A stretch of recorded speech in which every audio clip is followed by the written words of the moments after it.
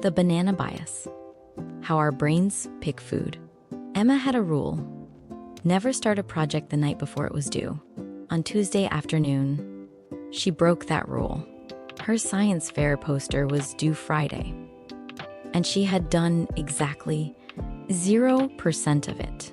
Not because she was lazy, because she couldn't decide what to do. Volcano? Too basic. Solar system? Everyone did that. Electric? Circuits? Cool. But her last one basically smoked. Emma stared at her blank poster board, like it was personally judging her. Then her dad walked into the kitchen carrying a grocery bag and a tired smile. "Hey, he said. "Something wrong?" Emma pointed at the poster. "I need an idea that's actually good." Her dad set the bag down and pulled out a bunch of bananas. And one banana was different. It had a small brown bruise on the side. Emma squinted. Why does that banana look sad? Her dad laughed. That's the one nobody wants.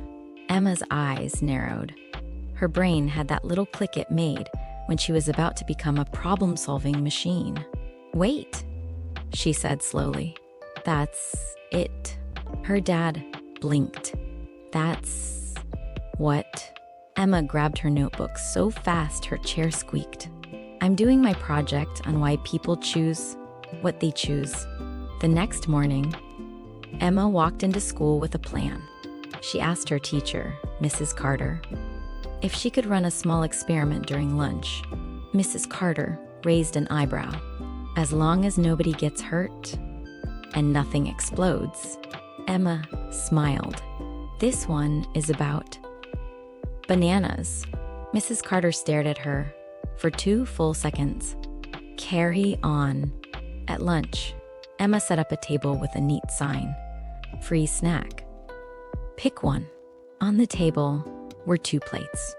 Plate A had perfectly yellow bananas. Smooth, bright, gorgeous. Plate B had bananas with tiny brown spots. Not rotten, just less pretty. Emma stood beside her best friend, Jake, who was holding a clipboard like a serious business assistant. Jake whispered, "Why do I feel like we're doing something illegal?" Emma whispered back, "It's science." Kids walked by. Most of them didn't even slow down. They grabbed from plate A like it was the only plate on Earth. In 10 minutes, plate A looked empty and plate B looked rejected. Emma watched, writing notes. Observation. People choose the prettier option first. Then she did the second part. She flipped the sign. Now it said, fun fact, spotted bananas are sweeter. Also, less food waste equal to good. Jake leaned in. "Is that true?" Emma shrugged. "It's mostly true," Jake whispered. "That's not how science works," Emma whispered. "It's how persuasion works." This time, kids stopped. They read the sign. They looked at plate B like it might suddenly be cool. A girl named Sophie pointed at a spotted banana. "So, these are sweeter?" Emma nodded. "Usually, yes." Sophie took one. "I'll try it." Then another kid did. Then another. In 5 minutes, plate B started disappearing. Jake's eyes widened. "Okay, that's actually kind of impressive." Emma smiled, but she wasn't done. She flipped the sign again. Now it said, "Challenge. Pick the ugly banana to save it." Kids laughed. One boy called out, "I'll save 2. Another kid said, "I'm saving the whole plate."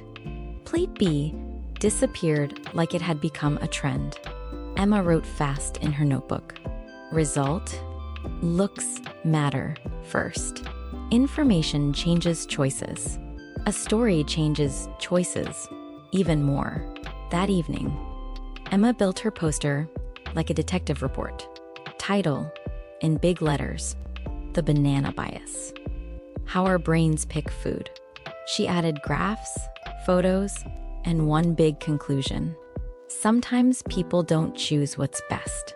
They choose what feels safest, prettiest, or most popular. But if you change the way they see it, you can change what they choose. On Friday, Emma stood beside her project while judges walked around. One judge, a woman with silver glasses, read her poster carefully. Then, she smiled. "This isn't just about bananas, is it?" Emma swallowed. "No."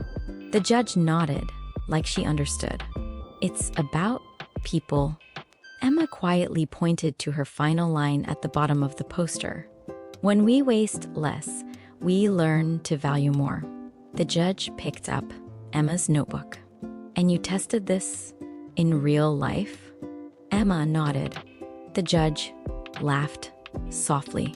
"I love it." Later, when Emma got home, her dad was cutting fruit in the kitchen. She leaned on the counter. "Guess what?" Her dad didn't look up. "You won."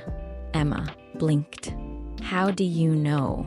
He held up a banana, one with tiny brown spots, and smiled. "Because you finally chose the banana."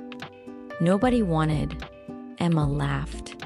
And for the first time all week, her science project didn't feel like homework. It felt like power.